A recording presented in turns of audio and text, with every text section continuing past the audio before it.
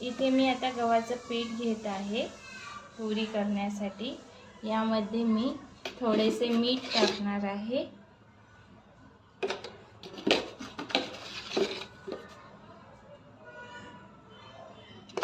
त्यानंतर साखर तुम्ही आवडीनुसार ज्याला आवडते ते टाकतात। आता माझ्या इथे लहान बाळ आहे तर तो खाते, त्यामुळे मी थोडीशी साखर आणि तेल टाकणार आहे।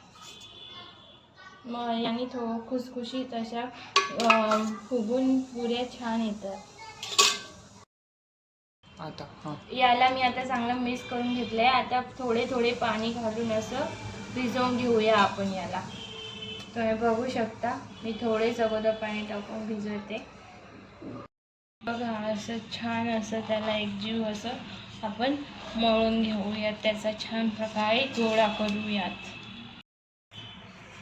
हे बघा आता हा छान असा गोळा झाला आहे। आता याला आपण छान 15-20 मिनिटे झाकून ठेवूया।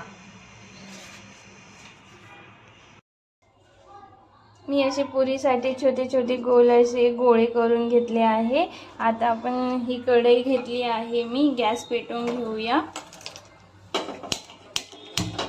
आणि यात मी तेल टाकणार आहे। आता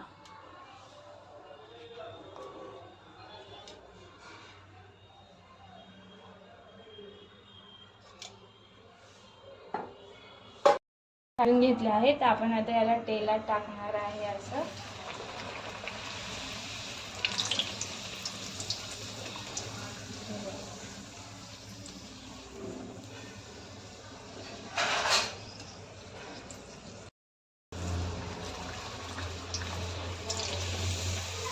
हे बघा ही एकदम अशी फुगून आली आहे पुरी।